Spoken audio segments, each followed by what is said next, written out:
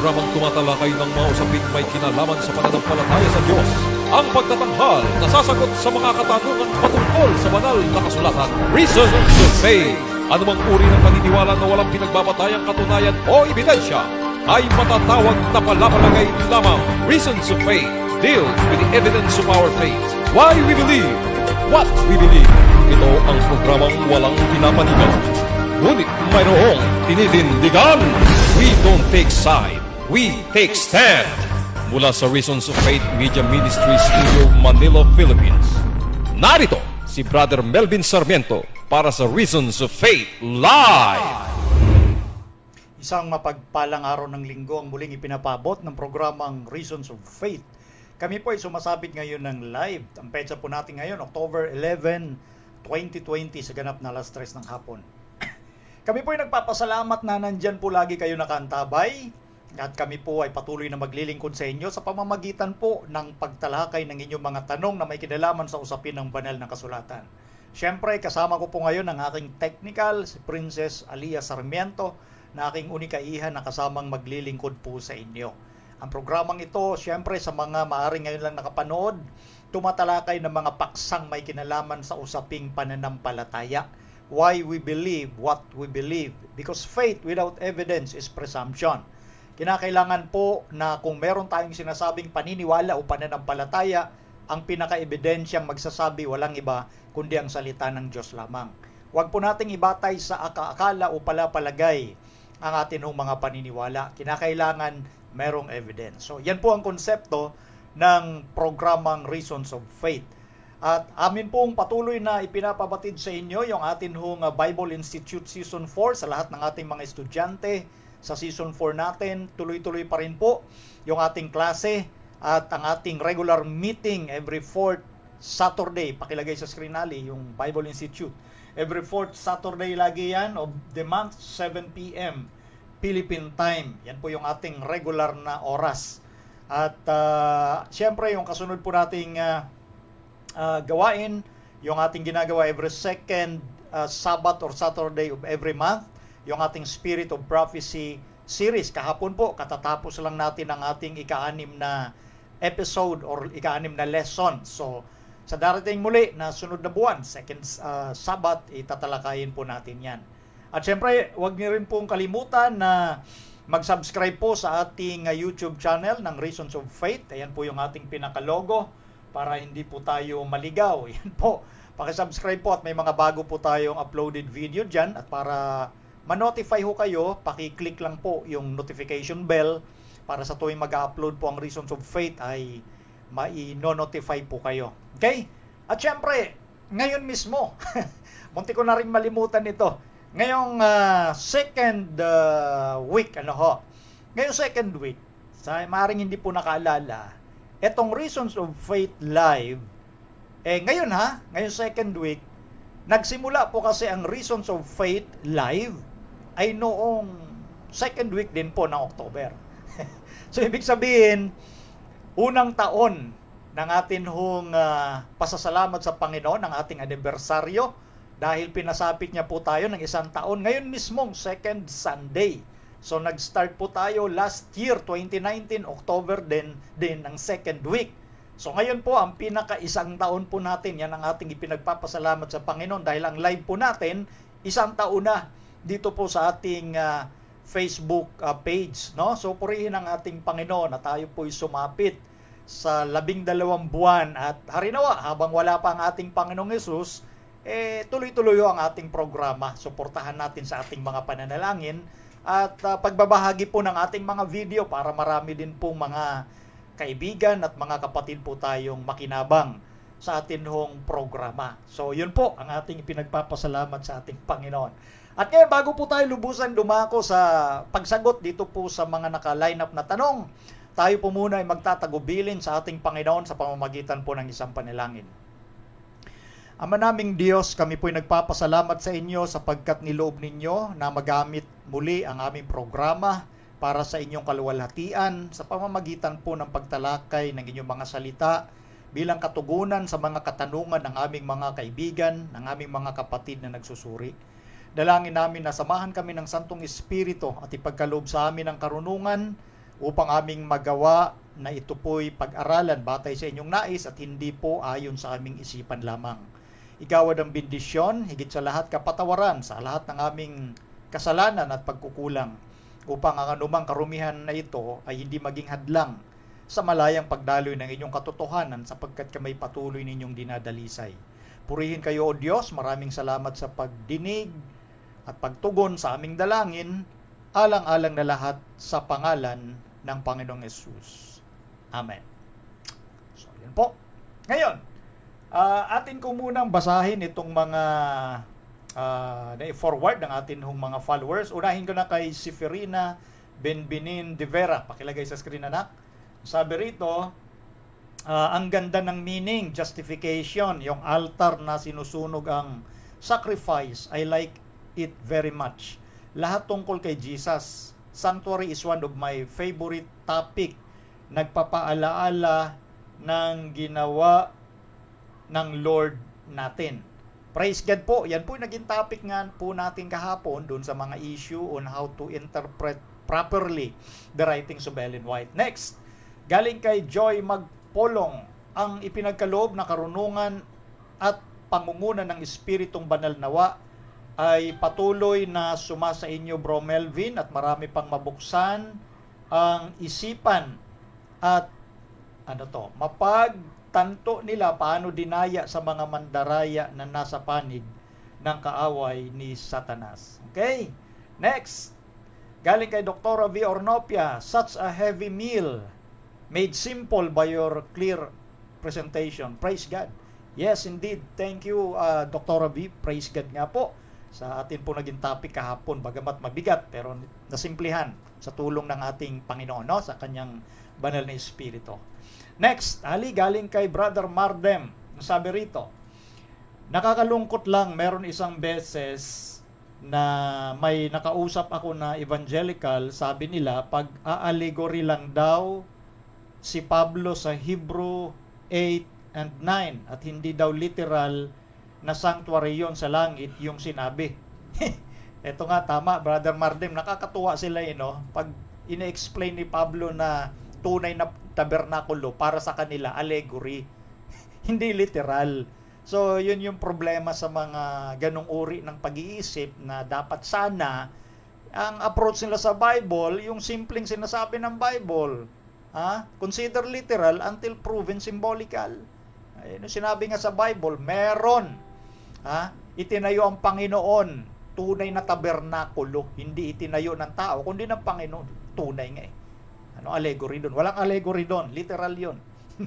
Next, galing kay Lisaim Basas. Pakilagay na.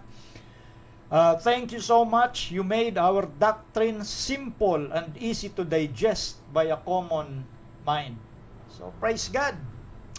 Praise God. Yan din ang nasabi kanina ni Dr. V. Maraming salamat sa ating Panginoon at napasimplihan niya po sa ating mga isipan yung mabibigat na doktrina ng sanctuary. Okay? Galing kay Seferina Benbinin de Vera, I am fully blessed, Bro Melvin's explanation. Thank you very much. May our Lord keep you healthy, safe with your family. Thank you, kapatid. Pagpalain ka rin ng ating Panginoon. Galing naman kay Brother Mayo de Leon Loyola. Happy Sabbath, Bro Melvin. At sa buong team ng ROF, maraming salamat sa Diyos sapagkat sa tulong ng programang ito, ang dating malinaw ay naging mas malinaw kung ano nga ba ang tunay na kalooban ng Diyos. Praise God, Brother Mayo. Yung malinaw dati, naging mas malinaw. Purihin ang Panginoon. Nakikita ko nga po rin dito, marami hong bumabati din po sa ating unang anibersaryo ng Reasons of Faith Live. So, salamat po sa inyong mga pagbati, ha. Nakikita ko rito galing kay Dr. V, kay Brother Jesse Castillo, kay Lee Lubina, sino pa ba itong bumabati? Jaymar Madrigal, so on and so forth, no? Nadim Ney. Ayan. So, salamat po sa inyong panunod at pagbati. Next, Ali, pakilagay sa slide. Galing kay Erica Estong. I, for one, ay maraming natutunan through your program, Sir Melvin. God bless you and your family. Praise God, Sister Erica. Pagpalain ka rin patuloy ng ating Panginoon sa iyong kabataan ay nagsasaliksik ka. Galing naman kay Brother Totoy Hernandez de Jesus. Praise God! Prayer sent for tomorrow afternoon program. God bless us. Ito kahapong message ni Brother Totoy, advance. So ito na nga yung pinipray niya kahapon pa lang. So maraming salamat, Brother Totoy. Okay, yun po yung ating mga binasa lang muna. Tapos diretso na ho tayo dito sa mga tanong ng ating mga kapatid at mga kaibigan. Ano? So tinitingnan ko lang po rito yung mga nagpapadala ng atin hong pagbati sa atin hong isang taong anibersaryo. Ganon din, nakikita ko rito, Sister Josie Taban, pahabol ng pagbati. Okay. So yun po, kami ho talaga rito ay natutuwa sapagkat hindi ko napansin nga po na nakaisang taon na pala ito. Itong live itong live na program, nag-start kami October 12 last year. So ngayon, October 11, second Sunday. Ano ho? So ayun, tuloy-tuloy yung pagbati kila Brother Vernon Arguelles. Sige, focus na ho ako rito sa mga humahabol na mga babati pa. Ay salamat sa inyo at purihin natin ang ating Panginoon. Okay. Mayroong tanong kasi na nakita tayo kahapon. Ito'y galing kay Elizabeth Digamo Hervasio. Sabi niya rito, "Hi Bro Melvin, pwede ba magtanong tungkol sa current events sa mga agenda ng Vatican, PayPal at Amerika? Pakipaliwanag sa issues nila about COVID at mga connection sa Sunday Law." Maganda yung tanong ng ating kapatid. At anyway, meron po akong tinalakay na update regarding sa, ang title po nun ay Preparation for Sunday Law. Siguro mga dalawang nakaraang broadcast, meron ho doon, pwede niyong tingnan yung mga updates regarding sa mga kaganapan ngayon, particularly itong COVID-19 at ito nga pong tagpo kung saan nagkakaisa yung lahat ng institution sa buong mundo.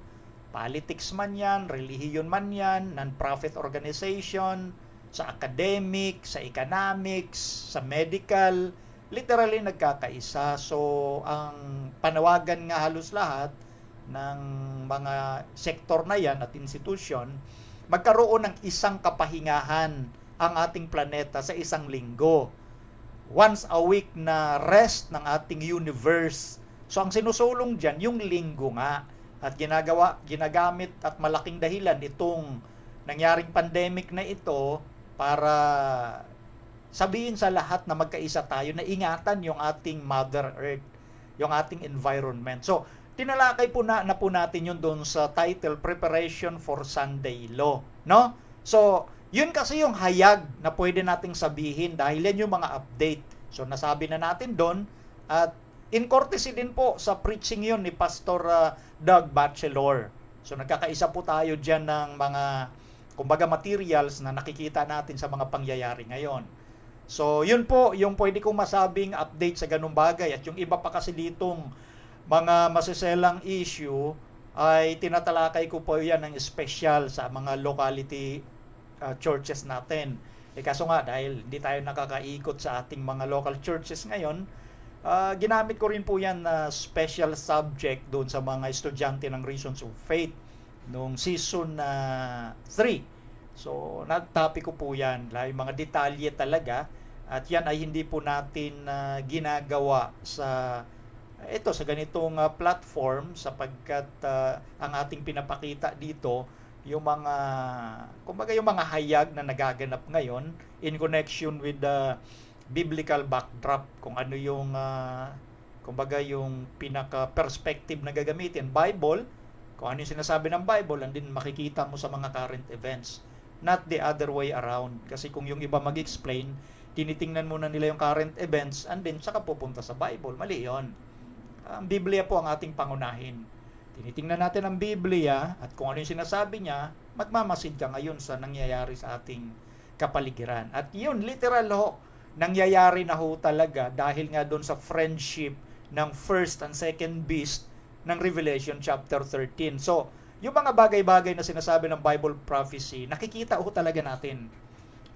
Yung fulfillment niya, lalo na yung pinakasukdulan, napakalapit na ho talaga. Kaya nga, kinakailangan maging ready ho tayo pagdating sa bagay na yan. So, yun po yun. At panoorin nyo, kapatid, yung mga lecture natin regarding sa Revelation 13 at yun nga yung nabanggit kong title regarding sa Sunday Law.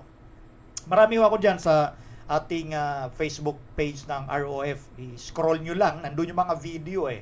Mas maganda nga, pag napunta kayo sa ating Facebook page, i-click nyo lang yung video. And then, puro video nga po ang lalabas. Hahanapin nyo lang po doon. Okay? So, yun po yung ating panyaya at sagot doon sa gustong malaman itong atin hong kapatid. Next question, Ali. Ito, yung may pinadala ni Sister Mylene Crisostomo. Ito, sige pakilagay. Who are the two witnesses of Revelation 11? Sino daw yung dalawang saksi na sinasabi sa Apokalipsis? Ang kapitulo po ay 11. So ito'y mahaba-habang usapin, kaya patalakay nating sasagutin to. Siyempre, babasahin muna natin yon, no? Okay. Ito yung mga talata. Simulan natin sa verse 3 ng Apokalipsis 11. At may ipagkakaloob ako sa aking dalawang saksi. At sila'y magsisipanghulang 1,000 at 200 at 60 araw na nararamtan ng magagaspang na kayo. Verse 4. Ang mga ito'y ang 2 punong olibo at ang 2 kandelero na nangakatayo sa harapan ng Panginoon ng lupa. Verse 5. At kung nasain ng sino man na sila'y ipahamak, ay apoy ang lumalabas sa kanilang bibig at lumalamon sa kanilang mga kaaway. At kung nasain ng sino man na sila'y ipahamak, ay kailangan ang mamatay sa ganitong paraan. Verse 6. Ang mga ito'y may kapangyarihang magsara ng langit upang huwag umulan sa loob ng mga araw ng kanilang hula. At may kapangyarihan sila sa mga tubig na mapaging dugo at mapahirapan ang lupa ng bawat salot sa tuwing kanilang nasain. 7. At pagka natapos nila ang kanilang patotoo, ang hayop na umahon mula sa kalaliman ay babaka sa kanila at pagtatagumpayan sila at sila'y papatayin. Verse 8. At ang kanilang mga bangkay ay nasa lansangan ng malaking bayan na ayon sa Espiritu ay tinatawag na Sodoma at Ehipto, na doon din naman ipinako sa krus ang Panginoon nila. Verse 9. At ang mga tao mula sa gitna ng mga bayan at mga angkan at mga wika at mga bansa ay nanunood sa kanilang mga bangkay na 3 araw at kalahati, at hindi itutulot na ang kanilang mga bangkay ay malibing. Verse 11. At pagkatapos ng 3 araw at kalahati, ang hininga ng buhay na mula sa Diyos ay pumasok sa kanila. At sila nangagsitindig at dinatnan ng malaking takot ang mga nakakita sa kanila. Verse 12. At narinig nila ang isang malakas na tinig na nagsasabi sa kanila, umakyat kayo rito, at sila'y umakyat sa langit sa isang alapaap, at pinagmasdan sila ng kanilang mga kaaway. Verse 13. At ng oras na yaon ay nagkaroon ng isang malakas na lindol at nagiba ang 10 bahagi ng bayan, at may nangamatay sa lindol na 7,000 katao. Verse 13. At ang mga iba ay nangatatakot at nangagbigay ng kaluwalhatian sa Diyos ng langit. So yun po yung mga talata na binasa natin mula 3 hanggang 13. Patungkol po ito doon sa 2 saksi na itinatanong ng atin pong kapatid. Ngayon, ang titingnan natin dito yung mga naging katuparan at kung sino yung sumisimbolo doon sa hayop na galing sa kalaliman o sa Gregong salita, abyss, no? Abyss. Ngayon, yung binabanggit sa verse 7 na itong 2 saksi na ito na pinatay na 3 at kalahating araw, no? So, titingnan natin na sa Bible prophecy or panuntunan ng propesiya sa Biblia, ayon sa Bilang 14:34 at Ezekiel 4:6, ang isang araw ay katumbas ng 1 taon. Yan po yung panuntunan ng Biblia. Biblia rin mismo ang nagbigay ng panuntunan ayon doon sa mga nabanggit kong mga talata, no? So ang 3 araw doon at kalahati ay lumalabas 3 taon at kalahati. Ngayon, yung dalawang saksi na yun na pinatay, no? Dahil nga doon sa sinabi doon na pagka natapos na nila nung dalawang saksi yung kanilang witnessing, yung kanilang patutuo, pagkatapos dito na yung hayop na na-specify na umahon mula sa kalaliman. Iba ito sa usual na hayop na sinasabi sa Daniel at maging sa Apokalipsis patungkol doon sa hayop na tumutukoy sa Fourth Kingdom na Roma ng Daniel chapter 7 at Revelation chapter 13, the first beast, no? Na papacy naman ang tinukoy. Dito ang hayop na ito maliwanag na ang pinanggalingan ay hindi dagat, na yung dagat sa Daniel 7 maging sa Revelation 17:15 ay kumakatawan sa population. Meron siyang specific na pinanggalingan ito, hindi dagat, hindi rin lupa, dahil sa Revelation 13, yung second beast, ang pinanggalingan ay vacancy o yung lupa sa paggagamit niya. Ito naman, ang pinanggalingan ng hayop na ito, kalaliman, sa Gregong salita, abyss. So meaning, wala siyang foundation, dahil abyss kalaliman Walang pundasyon. So walang tinutungtungan itong hayop na sinasabi po rito. At itong hayop na ito na galing sa kalaliman, siya yung makikipagbaka o makikidigma doon sa dalawang saksi at magtatagumpay. Magtatagumpay itong hayop sa dalawang saksi. At yung dalawang saksi, ang sabi roon, papatayin. Napansin niyo yung numerong ginamit din doon sa binasa nating talata, yung 1,260 days or equivalent sa Bible prophecy na years, 1260 years. So, ang dalawang saksi na ito ay sumaksi during that time, 1260 years. After that, yung pagsaksi, kaya nga sinabi sa talatang 7, na pagka natapos na nila ang kanilang patutuo. So, yung 1260 years na yon, yun yung panahon ng pagpapatutuo ng dalawang saksi. Pagkatapos nun, susundan lang ninyo yung sinasabi ng pangungusap kasi tandaan natin na ang approach ng Bible should be historical grammatical approach. Yung tipong consider literal until proven symbolical. Yung simple and most obvious meaning ng pangungusap ang gagamitin. Maliban na mapatunayang symbol. So, ganun yung mga pamamaraan, binabalik lang natin sa inyo, maging yung kanyang sequence. Kaya inuulit-ulit at dinidiin natin, pagka natapos na nila, nung dalawang saksi, ang kanilang patutuo, gaano katagal, 1260 years, tsaka babangon. Ito na yung sequence na pumasok.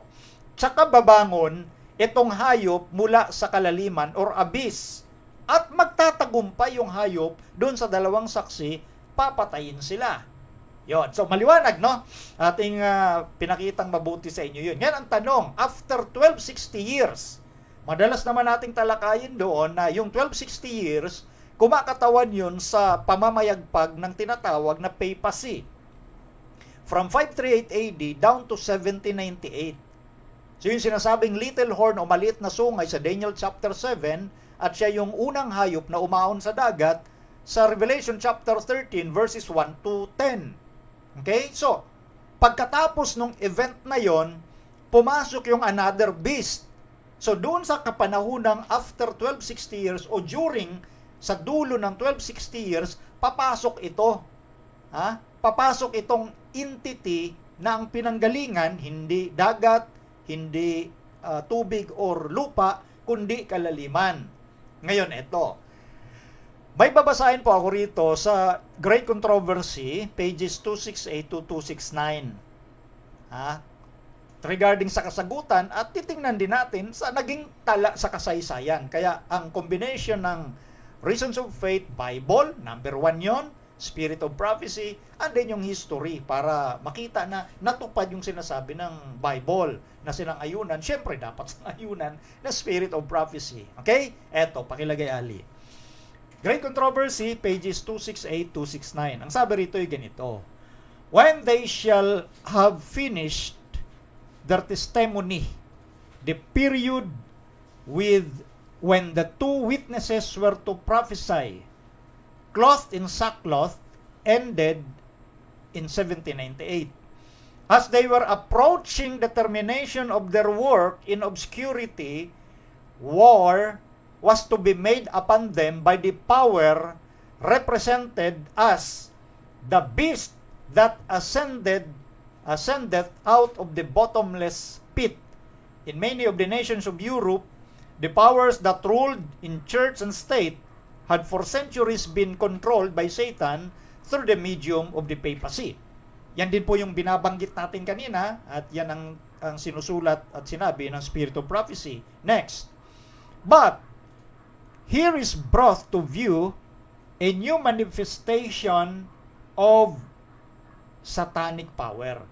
It had been Rome's policy under a profession of reverence for the Bible to keep it locked up in an unknown tongue and hidden away from the people. Under the rule, the witnesses prophesied clothed in sackcloth, but another power, the beast from the bottomless pit, was to arise to make open avowed war upon the word of God.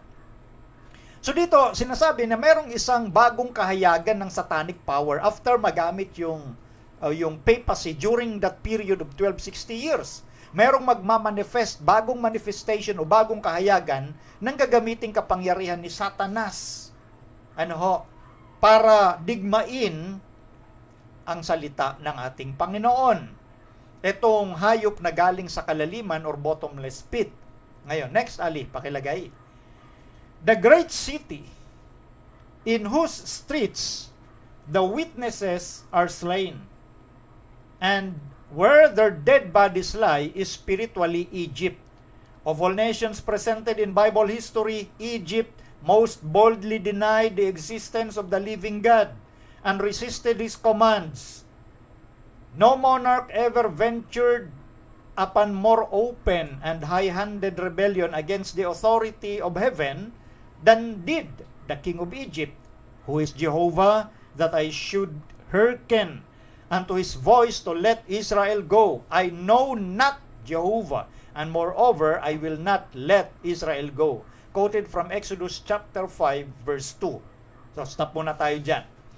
Itong sinasabing ito na great city, patungkol dito sa usapin ng two witnesses,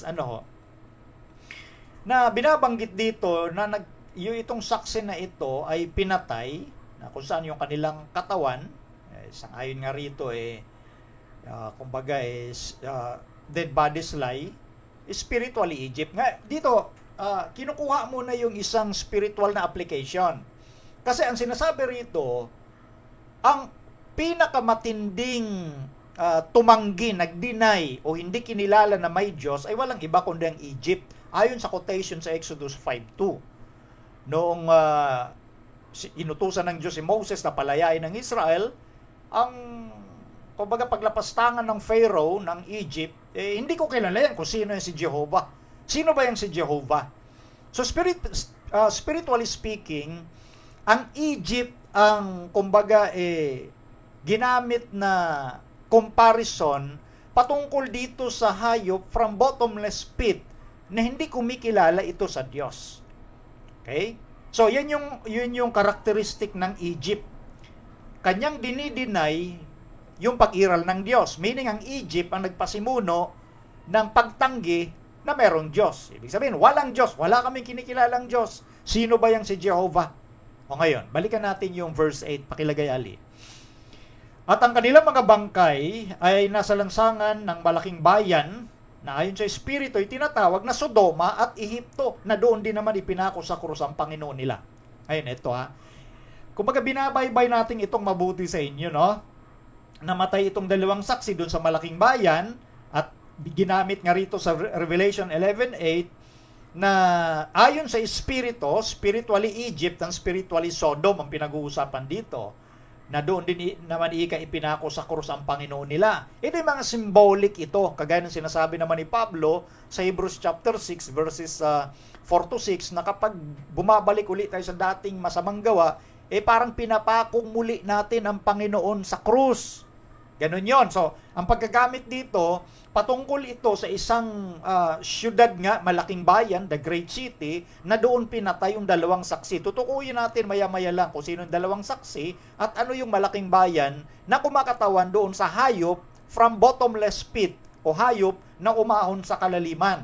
So binabaybay natin na kaya ginamit dito yung salitang Egypt dahil ito pong lugar na ito ang talagang pinakamatinding pagkukunan mo ng paghahambing patungkol dito sa malaking bayan o hayop from bottomless pit na ang karakter nito ay itinatangging merong Diyos. Whereas yung Sodoma naman, kumakatawan sa tinatawag na licentiousness.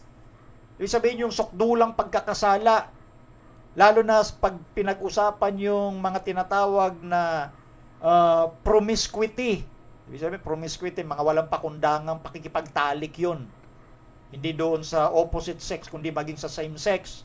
Ganyan ang ugali ng Sodoma, licentiousness, at yung nabanggit nating mga matitindit kalaswaan na ginagawa nila.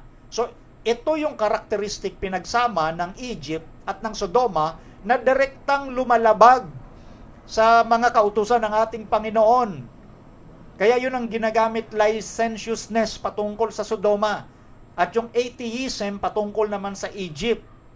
Okay? So, yan po ang pagkakalahad ng talata. Ngayon, balikan uli natin ang Great Controversy. Pakilagay, Ali, page 269.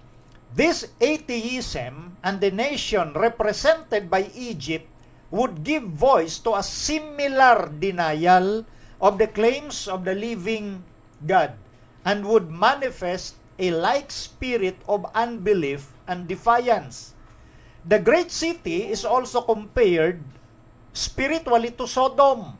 The corruption of Sodom in breaking the law of God was especially manifested in licentiousness, and this sin was also to be a preeminent characteristic of the nation that should fulfill the specifications of this scripture. Stop muna tayo dyan.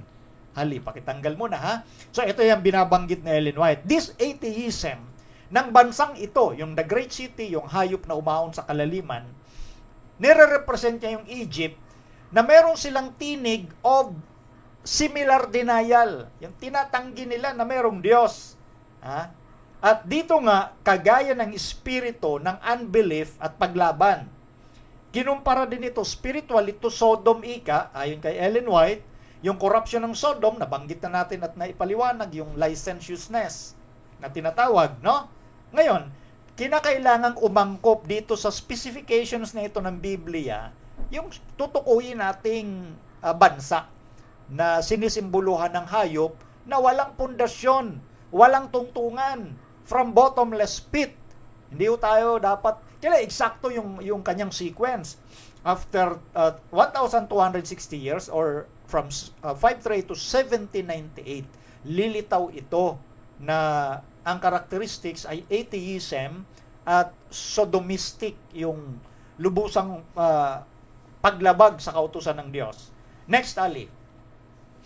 According to the words of the prophet then, a little before the year 1798, some power of satanic origin and character would rise to make war upon the Bible and in the land where the testimony of God's two witnesses should thus be silenced. There would be manifest the atheism of the Pharaoh and the licentiousness of Sodom. So ngayon ito na. Etong dalawang saksi na ito, kumakatawan ito, walang iba kundi sa Biblia. The Old and the New Testament.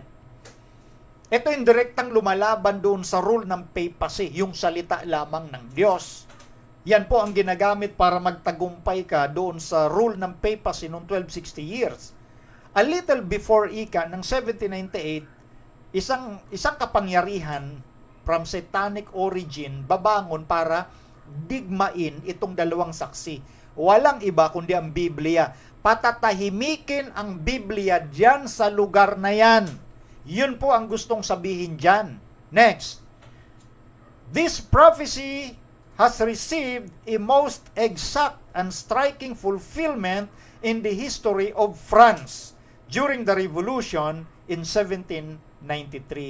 The world for the first time heard an assembly of men born and educated in civilization and assuming the right to govern one of the finest of the European nations, uplift their united voice to deny the most solemn truth which man's soul receives and renounce unanimously the belief and worship of a deity. Ayon kay Sir Walter Scott, Life of Napoleon, Volume 1, Chapter 17. So, eto na. Napansin niyo po. Yung hayop na umahon mula sa kalaliman na walang pundasyon, na pumatay sa dalawang saksi, none other than the Old and New Testaments or the Bible, is none other than France. France ang tinutukoy na beast na walang pundasyon. Bakit? Lalo na nung nangyari yung revolution sa petsang nabanggit na ito. Alam nyo, yung revolution, kumbaga, nagsimula pa nga yan ng mas maaga 1792 at matagal na umiral yan. From 1792 up to the early part ng 18th century. So, yan yung sinasabi rin ni Sir Walter Scott na isang historian na sinasabi rito na ang ating daigdig ika sa unang pagkakataon ay merong isang nakita na bansa sa Europe, no? Na tanging nagtaas ng boses laban sa Diyos at itinatanggi nila. Sama-sama nilang itinanggi yung paniniwala at pagsamba sa Diyos. Kaya kung inyong naalala, no? Basa ko kayo ng kasaysayan. During that time, 1790s, sa kaagahan ng kapanahunang yan yung tinatawag na French Revolution. Na dyan lumaganap yung tinatawag na philosophy na the Goddess of Reason. At sa ibang tawag, the Age of Enlightenment. Literally, tinakwil nila yung pagkakilala sa Diyos or sinasabi nila walang Diyos. Ang Diyos ay walang iba kundi yung reason. Human reason. Kaya nga, yan yung tinatawag na the Age of Goddess. Sinamba nila yung kanilang reason, yung human reason. Ang nangibabaw po dyan sa lugar na yan. Sa France, sa madaling salita, lumitaw yung tinatawag na atheism after nung rule nung papacy sa kapanahunang ito. Napansin nyo? Di ba yung rule ng papacy, 1798 nagtapos sa pamamagitan din na Napoleon Bonaparte? Yung kanyang church and state, yung kanyang influential power, temporally speaking. At dito rin bumangon yung bansang France na literal na lumaban sa Diyos at sa kanyang banal na aklat. Ayon din sa pagkasulat ng isang historian, maliban doon sa kinote natin, sa Spirit of Prophecy. Ang fulfillment sa kasaysayan ay walang iba kundi ang France. Bakit? Idugtong pa natin ito. Pakilagay next, Aliyah. France is the only nation in the world concerning which the authentic record survives. That as a nation, she lifted her hand in open rebellion against the author of the universe. Plenty of blasphemers, plenty of infidels, there have been and still continue to be in England, Germany, Spain, and elsewhere. But France stands apart in the world's history as the single state by which, by the decree of legislative assembly, pronounced that there was no God, and of which the entire population of the capital and a vast majority elsewhere, women as well as men, danced and sang with joy in accepting the announcement. Quotation ko, ang source, Blackwood's Magazine, November 1870. Na ginamit din sa Great Controversy, pages 269 up to 270. So ito yung nagsasabi, yung kasaysayan. Ang France lang ang tanging-tangi dyan sa mga bansa sa Europe na nabanggit, ang tanging-tangi na nagsabatas, take note ha, nagsabatas, legislative assembly at kanilang sinabi, walang Diyos. Kaya dyan, lumaganap yung atheism sa France. Panahon ng France or France Revolution. No? So, sa kasaysayan, hindi ho yan tago. Na dyan talaga yung open rebellion ng paglaban na hindi nila kinikilalang may Diyos. At nung isinabatas na nga po, nung kanilang isinabatas, yung kanilang pre-nounce nga na walang Diyos, nagsayawan pa yung mga lalaki at babae tinanggap yung announcement na yun, ayon sa Blackwoods Magazine. At yan din ang mga nakatala talaga sa kasaysayan. So, yan nagsimula yung mga usapin sa philosophy, the age of reason, ng isipan ng tao ang dapat mangibabaw. Yan yung kapanahunan din na tinatawag na kung sa panahon ngayon, sa ating kapanahunan, ay postmodernism. Nung kapanahunang ito yung tinatawag namang modernism. Lalo na dito sa naganap sa France, itong French Revolution, no? So, France ang tumutukoy doon sa hayop na walang pundasyon. Di ba? Walang kinikilalang Diyos. Wala ka talagang pundasyon. From bottomless pit. Yun yung kanyang description wala siya talagang kinikilalang Diyos. Therefore, wala kang pundasyon. Wala kang tinutungtungan kung saan ka nang galing. Yun yung ugali nung beast na umahon sa kalaliman or from bottomless pit. At dyan lumaganap nga, uulitin ko lang, yung belief ng atheism na walang Diyos dyan sa France. So, paano nila pinatay yung dalawang saksi? Balikan natin Ali, pakilagay, Revelation 11:9. At ang mga tao mula sa gitna ng mga bayan at mga angkan at mga wika at mga bansay nanood sa kanilang mga bangkay na 3 araw at kalahati.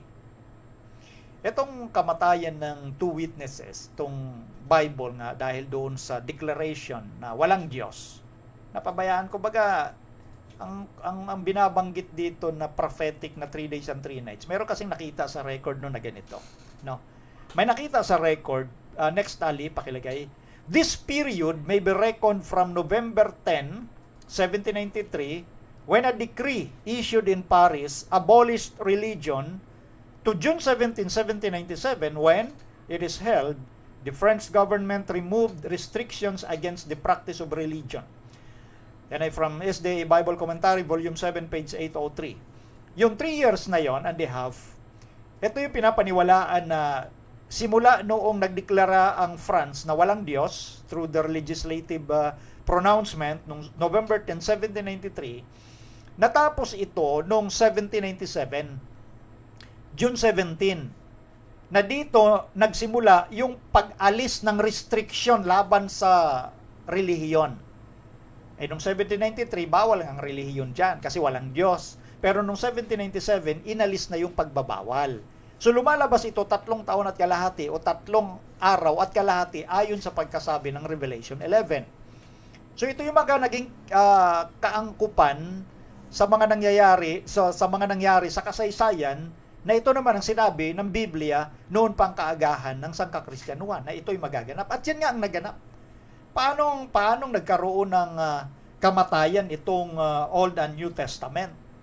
Sa pamamagitan ng pagbaliwala nga sa kanila doon sa lugar ng France. At marami doong mga lingkod ng Diyos at talagang napahamak sa lugar na yan. Dahil matinding revolution ang naganap po dyan Maging mga leader na matitino dyan sa France, pinagpapapatay, pinugutan ng ulo. Ganun katindi yung naganap noon. Yan ay ayon sa pagkasabi ng Biblia after 1,260 years na pagsaksi ng Bible, Old and New Testament, bumangon yung isang hayop para makipagdigma at, ang sabi ng Biblia, pagtagumpayan sila. Yes, nung kapanahonang nabanggit, literally nagtagumpay ang France doon sa loob ng 3 araw at kalahati o 3 taon at kalahati. Nagtagumpay sila against the Word of God. Pero after that, nung nagkaroon na ng, kumbaga, hindi na ipinagbawal ang relihiyon, muling umangat, bumango, nanumbalik yung kalayaan ng mga tao doon na kilalanin ang Biblia. Eto, kaya balikan natin Ali yung verse 11. At pagkatapos ng 3 araw at kalahati, ang hininga ng buhay na mula sa Diyos pumasok sa kanila. At sila'y nangagsitindig at dinatnan ng malaking takot ang mga nakakita sa kanila. Verse 12. At narinig nila ang isang malakas na tinig na nagsasabi sa kanila, umakyat kayo rito, at sila'y umakyat sa langit sa isang alapaap at pinagmasdan sila ng kanilang kaaway. So, lumitaw dito ngayon ang napakagandang pangyayari na matapos maalis yung restrictions against religion and the Bible, muling umangat. Muling nanumbalik yung buhay. Ito yung mga symbolic na ginagamit, no? Muling nanumbalik ang buhay ng Biblia o ng Old and New Testament dyan sa dakong yan. Kaya't walang nagawa yung mga kaaway, pinagmasdan na lamang sila. Okay? So, yun po yung gusto nating ipakitang kabuuan ng mga paglalahad, ng mga pangyayari na walang ibang bansa na openly, hayagan, na dinenounce nila sa alam nyo, ang isang bansa, para matawag at paano mo malaman kung paano magsalita ang isang bansa, sa pamamagitan niya ng kanilang legislation. Sa batas, diyan makikilala ang isang bansa. At kaya nga nabanggit na France ito kasi sila lang diyan sa bansang Europa ang nagdeklara sa pamamagitan ng batas, no, na hindi nila kinikilalang may Diyos. Yun, napakatindi. Kaya nga yung description ng Bible, spiritual Egypt and spiritual Sodom. Pagka ang iyong paniniwala sa pamamagitan ng pagsasabatas mo na walang Diyos, naturalmente, susunod dyan yung ugali ng Sodoma. Defiance, paglaban. At dyan niya papasok yung licentiousness, promiscuity, yung sexual perversion, dyan sa bansang France, sa kapanahonang nabanggit. So yan pong napakatinding naging kaganapan ayon din sa sinasabi sa kasaysayan. So walang ibang umangkop dito, lalo na ang sequence, napakaliwanag, pagkatapos ng 1,260 araw. May isang hayop na bumangon para digmain ang dalawang saksi na kumakatawan sa salita ng Diyos. Okay? Yun po yung ating sagot doon. Okay? Next question tayo, Ali, galing kay Gary Rial. Okay, sabi rito. Doon kahapon pa to. Happy Sabbath po, Bro Melvin. Bagong follower lang po ako ng ROF. Praise God.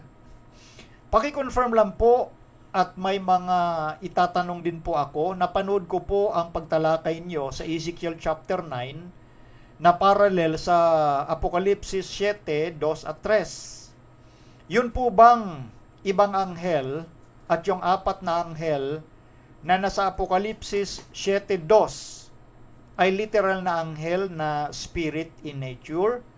Sabi ng ibang anghel ay hanggang sa aming matatakan sa kanilang mga noo ang mga alipin ng ating Diyos. Ang kasama ba ng ibang anghel na kaamin niya ay mga anghel din na spirit in nature? Paano po nila isasagawa ang pagtatatak?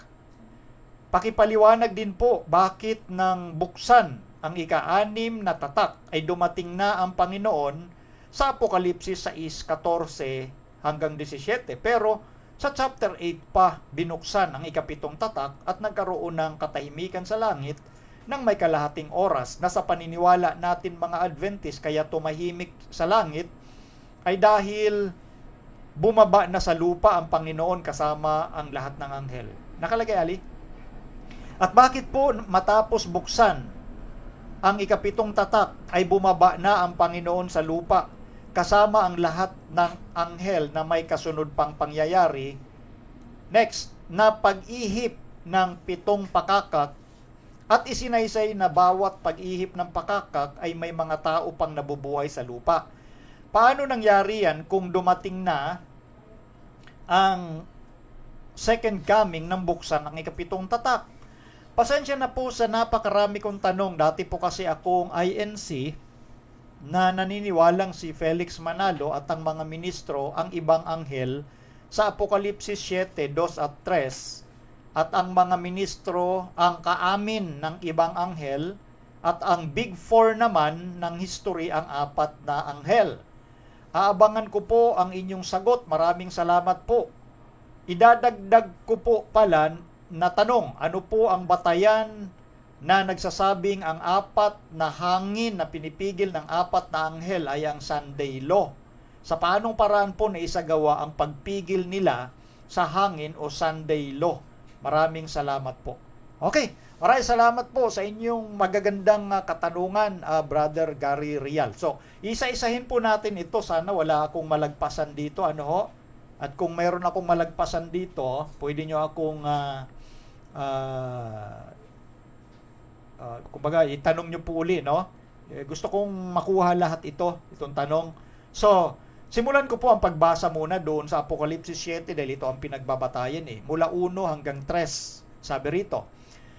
At pagkatapos nito ay nakita ko ang 4 na anghel na nakatayo sa 4 na sulok ng lupa na pinipigil ang 4 na hangin ng lupa upang huwag humihip ang hangin sa lupa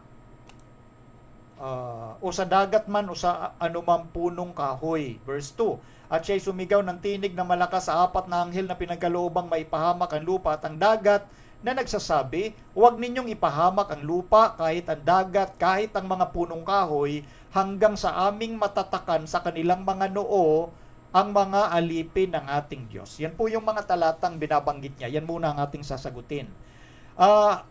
Ang tanong dito, ano ba itong 4 na anghel na pinipigil yung 4 na hangin upang huwag humihipika sa lupa o sa dagat? Ito ay kumbaga kumakatawan sa kapahamakan po ito At habang pinipigil ng 4 na anghel yon, may isa namang anghel na sumigaw. Kumbaga kinausap niya yung 4 na anghel na pumipigil na huwag muna ninyong bitawan. Sa madaling salita, pigilan muna ninyo yung 4 na hangin hanggang aming matatakan sa kanilang mga noo ang mga alipin ng ating Diyos. So, yun yung naging usapin dito. Ngayon, una, ito pong 4 na anghel dito ay kumakatawan ito, walang iba kundi sa kapangyarihan din ng ating Panginoon sa pamamagitan ng pagsasagawa ng kanyang mga anghel na pagpigil dito sa malaking kaguluhan na magaganap sa huling araw. Tandaan natin, katapusan yan. So, ipinapakita dito na ang Diyos ang may control sa nagaganap sa 4 na sulok ng ating sandaigdigan. Itong north, south, east, west. Meaning to say, kontrolado ng Diyos ang lahat.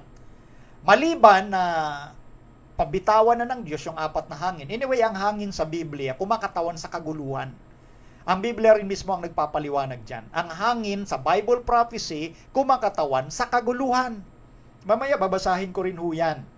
Ngayon, yung anghel na nagtatatak na yon, na magtatatak, na sabi niya, pigilan nyo muna yan, hindi pa kami tapos, hanggang sa aming matatakan. So, ang nahagip sa tanong natin, sino yung kaamin? Para hindi ko malimutan at malagpasan, sagutin ko muna yon. Alam nyo sa Biblia, madalas sabihin yung mga salitang kaamin kahit yung isang angel lang na yun, yung nagtatatak. At ito'y pag-recognize na yung kaamin, meaning to say, ito kasi panukala ng Diyos na magtatatak muna bago mangyari yung second coming. So kumakatawan ito na siyempre yung angel, inutusan lang yun ng Diyos na magtatak hanggang sa aming matatakan. Walang iba yan doon sa sinabi ni Daniel, doon sa pagpapaliwanag sa haring Nebuchadnezzar, si Daniel chapter 2 verse 36, nang sabi ni Daniel, aming ipapaliwanag sa iyo ang kahulugan ng pangitain.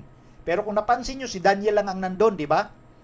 Daniel 2:36, aming ipapaliwanag sa iyo ang kahulugan ng pangitain.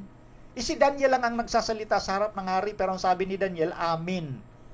Okay? So, natural, si Daniel, binigyan lang ng Diyos ng karunungan. So, yung nagbigay ng karunungan niya, pwede nating makita doon sa punto na yun yung sinasabi niyang kaamin. Yung Diyos na nangunguna sa kanya.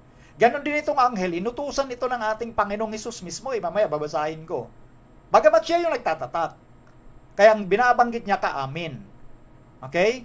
Maging doon sa panahon ng sa Revelation chapter 16 na ginagamit doon yung symbol na inihanda nila yung dadaanan ng mga haring mula sa sikatan ng araw. Yung belief natin syempre sa second coming ang darating ang ating Panginoong Jesucristo na hari ng mga hari at Panginoon ng mga Panginoon. Pero ang sabi sa Biblia, mga hari na darating mula sa sikatan ng araw. So, ito masasabi nating literary style ito. Literary style ng mga Hudyo. So, hindi natin pwedeng i-question yung kanilang estilo sa pagsulat. So, kanila yon, style nila yun At yun ay ating pagkaunawa, spiritually speaking, na kumbaga, ito sa kaamin na ito, ay kumakatawan ito dahil ang may panukala nito ay ang Diyos. Ganon din si Daniel, nagpaliwanag sa kanya nung panaginip ng hari, ang Diyos. Kaya sinabi ni Daniel, aming ipapaliwanag. Okay? So, yun. Ngayon, nabanggit na natin, yung 4 na anghel ay kumakatawan sa mga agency o ahensya ng Diyos. Siyempre, ang kanyang ginagamit, mga ministering angels, ayon sa Hebrews chapter 1. They are ministering angels na mga espiritong tagapaglingkod, no? So, naglilingkod ang mga anghel sa kaligtasan ng tao at sa kapakanan ng tao. So, hindi natin pwedeng sabihin literal na 4 lang na anghel ito. Okay? So, ang hangin din, symbol po yon.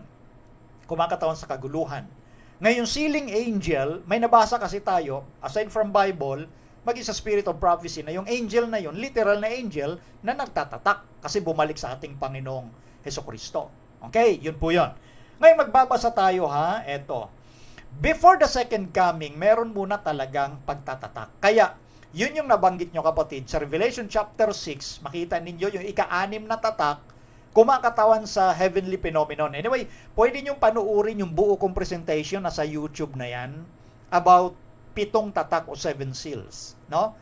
At mapapansin nga natin doon sa pagpapaliwanag natin, after that heavenly phenomenon, yung pagdilim ng araw, yung buwan hindi nagbigay ng liwanag, nangalaglag yung mga bituin sa langit, no? After that, tuloy-tuloy yung pagsasalaysay hanggang sa verse 15 na dumating nga ang Panginoon, andin yung mga hari sa lupa, mga mayayaman na hindi kumilala kay Kristo, nagtago sa mga yungib, mga bato, mga bundok. Pero tandaan natin, hindi yun yung ika-7 tatak na kumakatawan sa second coming. Dinala agad doon, matapos ipakita yung ika-6 na tatak sa Revelation chapter 6, dinala agad doon sa sitwasyon ng pagdating ng Panginoon para may maipakitang punto. Ano yung puntong dapat ipakita? Nasa tanong sa verse 17. Chapter 6, verse 17 ng Revelation. Anong tanong? Sa dakilang araw ng kagalitan ng Diyos, sino ang makatatayo? Who shall be able to stand? So, hindi yun yung kasama sa ika-6 na tatak. Alam nyo, napakaganda nung, kumbaga, pag-ata-atado ng Diyos sa pamamagitan ni John, the Revelator, kung paano isulat yung Revelation. At bago ko malimutan, hindi po chronological yan. Hindi chronological yung sequence. Hindi sunod-sunod yan. Mamaya, may papakita kong talata ng Revelation, hindi yan chronology. Kagaya ng tinatanong po ninyo, kumbaga, siyempre, naguguluhan po kayo, galing kayo dun sa kabilang pananampalataya na mali-mali naman ang turo. Mamaya, sasabihin ko paano mali-mali yun. Inunahan agad kita. Ganito yan ha, yung 7 iglesia, yung 7 tatak at 7 trompeta, yun yung mga pangyayari sa bawat bahagi ng panahon na may mga kanya-kanyang kaganapan, pero ang dulo pa rin nun, yung ika-7 is yung second coming o katapusan ng panahon. Yun pa rin pinakadulo, ang pinapakita sa 7 iglesia, yung mga, kumbaga, karanasan ng iglesia mula nang itatag ito ng Panginoon at hanggang sa bago siya dumating. Samantalang ang 7 tatak, ganun din sa unang 4, kumakatawan sa iglesia, ganun din sa ika-5 na inusig ng matindi, pagdating sa ika-6, pinakita na yung heavenly phenomenon, mga event yon na naidagdag before the second coming. At yung 7 trompeta, kumakatawan din yun sa mga pangyayari. Although natalakay na natin yung 7 trompeta, pwede nyo pong panoorin. Walang eksaktong, kumaga, walang buong view na ang Seventh-day Adventist na kumpleto yung kapaliwanagan doon. Kasi nga, nakita natin, walang final talaga na interpretation ng 7 trumpets, no? Pero lahat ng yon, mga kaganapan yon before the second coming. Kaya marahil nagtaka kayo, bakit doon sa ika-6 na tatak? Dumating na sa ang Panginoon, kaya ngayon mga prinsipe, mga pangulong kapitan, mga mayayaman nagtago sa mga yung mga bundok. That is the point.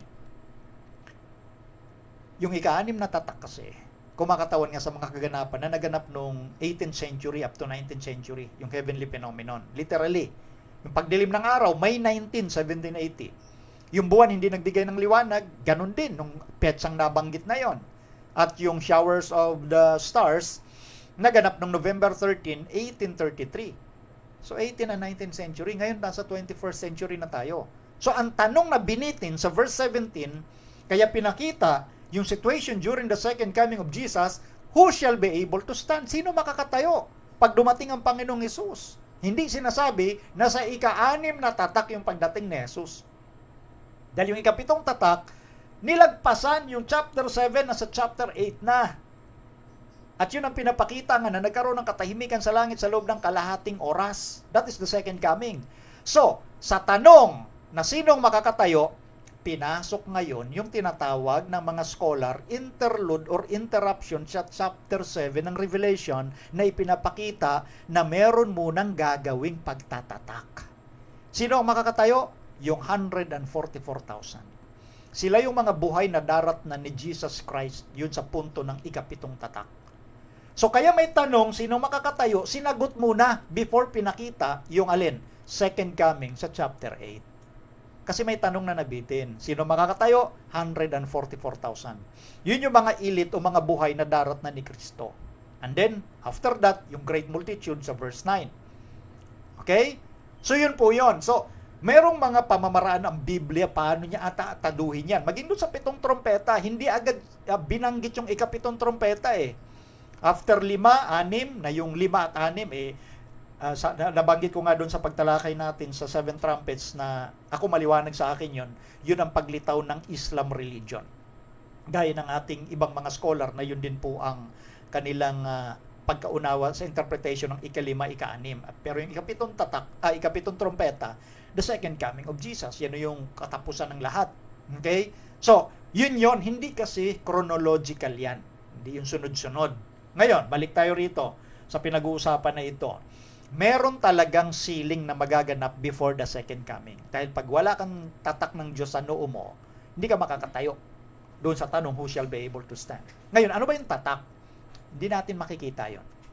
Ang sabi ng Spirit of Prophecy, yung tatak na yon, Diyos lang ang nakakakita, at yon ay yung mga taong settled na intellectually and spiritually so that they cannot be moved. Sabihin, settled na sila sa katotohanan. Kahit anong mangyari, hindi sila natitinag. Yun yung sinasabing settled na sa katotohanan, intellectually and spiritually. Hindi natin nakikita yung tatak na yon. Diyos lamang. That is the seal of approval, no? Yung ibang mga kapatid, huwag kayong ma-confuse, huwag niyong isama lagi yung Sabat. Hindi pinag-uusapan dito ang Sabat. In fairness, kaya minsan naakusahan yung iba nating kapatid na mahilig kayo sa Sabat. Wala naman talagang Sabat dyan. Hindi pinag-uusapan ng Sabat dito. Although ang Sabat is a sign of God, pero sa context na ito, walang kinalaman ng Sabat. Naturalmente, itong 144,000 mga Sabat keeper ito na darat ng sa huling araw. Yun ang pwede natin sabihin. Pero yung tatak na yun, walang nakakaalam kung anong klase yon. Pero ang paliwanag, yun yung mga tao, ayon kay Ellen White, settled intellectually and spiritually. Ngayon, in Revelation chapter 7, verse 1 and 2, patungkol doon sa pagpigil doon sa hangin na yon na kumakatawan sa kaguluhan at sa angel na nagsabi, pigilan nyo muna yung 4 na hangin hanggang sa aming matatakan. Ito, punta tayo sa early writings. Pakilagay, Ali, page 279. Ito ang sulat ni Ginang White. I saw angels hurrying to and fro in heaven. An angel with a writer's inkhorn by his side returned from the earth and reported to Jesus that his work was done, and the saints were numbered and sealed. Then I saw Jesus, who had been ministering before the ark containing the 10 commandments, throw down the censer. He raised his hands, and with a loud voice said, "It is done." Napansin niyo po yan. Nakita daw, pinakita sa vision na ito, yung mga angels, abalang-abala sila, akyat panahong sa langit, at yung anghel, na merong tintang manunulat sa kanyang tagiliran. Yan yung sinasabi sa Ezekiel chapter 9 naman. An angel with writer's inkhorn by his side, anong nangyari? Returned from the earth and reported to Jesus na yung kanyang ginawang pagtatatak, tapos na. So yun yung nabanggit ko kanina, literal na anghel yung nagtatatak. Matapos niyang magawa yung pagtatatak, bumalik na siya kay Jesus. Tapos na eh. At yun yung panahon na binitawan na ni Jesus, yung alin, yung kanyang censer. Ito yung pagmiministeryo niya sa heavenly sanctuary since 1844. Kasi natatakan na, tapos nang matatakan. Meaning to say, dito na pakakawalan yung pinipigil na 4 na hangin. Na ang may control ay ang Diyos. Kaya nga ito salamat na alala ko. Yung mga kapatid na excited lagi magsabi na itong petsa ilalabas ng Sunday law, maghunos dili po kayo. Mali po talaga kayo dyan. Walang sino man tao ang nakakaalam kung kailan ilalabas yon. Dahil una sa lahat, Diyos ang may control kung kailan niya pakakawalan. Karugtong yan yung tanong ng kapatid, paano masabing Sunday law? Eto, tuloy natin ha. Sakop na lahat kasi ito yung kaganapan na ito eh. Kaya generally speaking, ruin na ang magaganap, kaguluhan eh. Most terrible eh. Mas terrible pa kaysa sa nangyari noong destruction ng Jerusalem eh. Babasahin ko po yan. Next, Ali, ito, balikan muli natin ang great controversy. Ali, when the third angel's message closes, mercy no longer pleads for the guilty inhabitants of the earth. The people of God have accomplished their work. They have received the latter rain, the refreshing from the presence of the Lord, and they are prepared for the trying hour before them. Angels are hastening to and fro in heaven. An angel returning from the earth announces that his work is done. The final test has been brought upon the world. And all who have proved themselves loyal to the divine precepts have received the seal of the living God. Wait lang ha.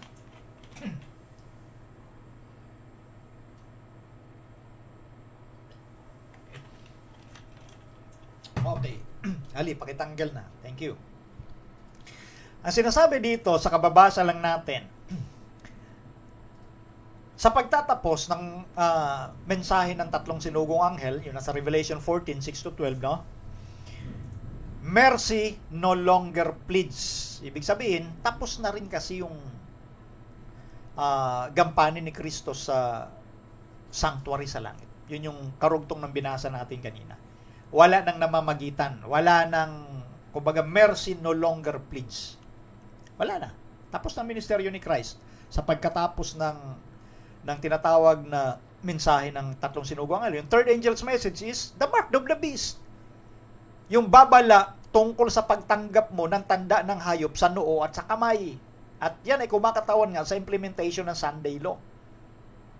Matapos maisakatuparan ng pagsasabatas internationally ng Sunday law at marinig na ng lahat, maging malinaw sa lahat sa pamamagitan po ng power ng Holy Spirit sa Revelation 18, the loud cry. Walang gray area dyan. Magiging malinaw sa lahat kung ano yung sa Diyos at kung ano yung sa kaaway. Kapag nangyari ngayon, ito na sinasabi, natanggap na ng bayan ng Diyos yung latter rain. Okay?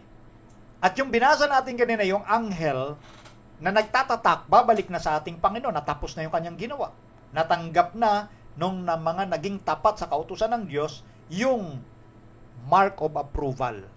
Yun yung tatak na sinasabi nung anghel na nagsisisigaw sa apat, pigilan nyo muna hanggang aming matatakan.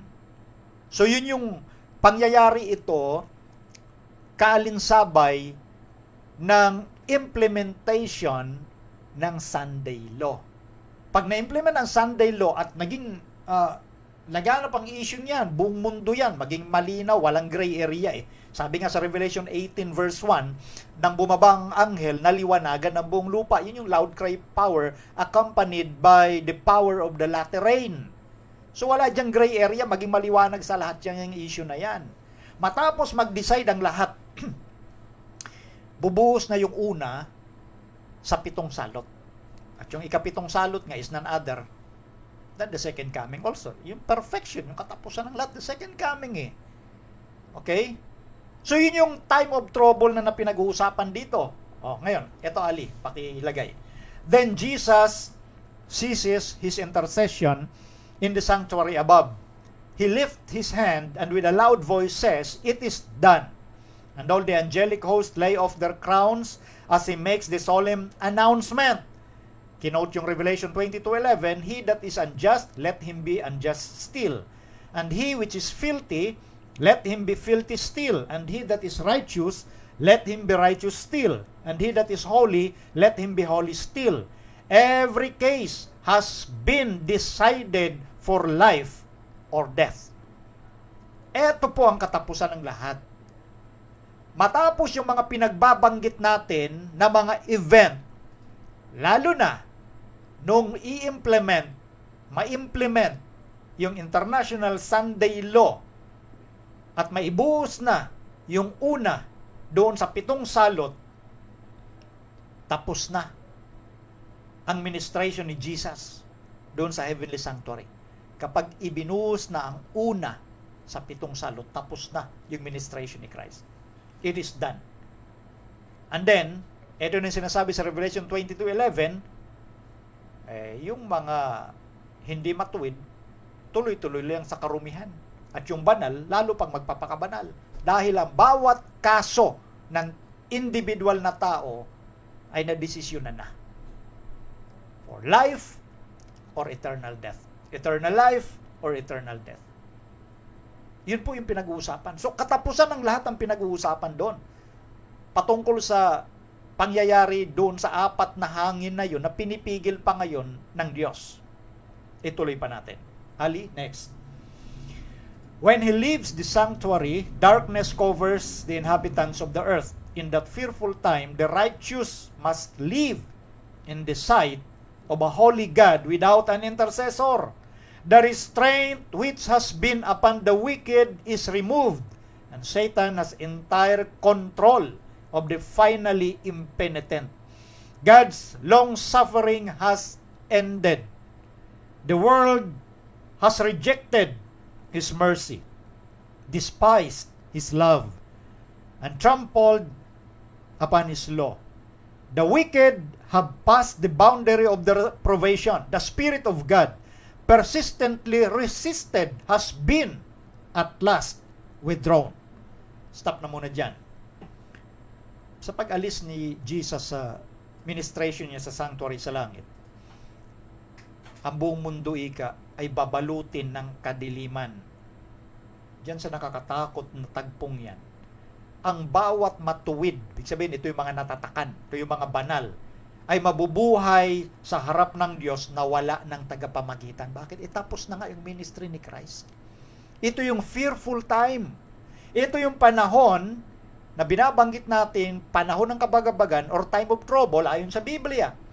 Yung restraint, yung pagpigil ng Diyos sa masasama, inalis na rin. Removed. Ngayon, alam niyo kung bakit na may control pa ang mga tao sa kanila, yung masasamang tao sa kanilang puso. Kasi nandito pa yung Holy Spirit, unti-unti pa lang inaalis.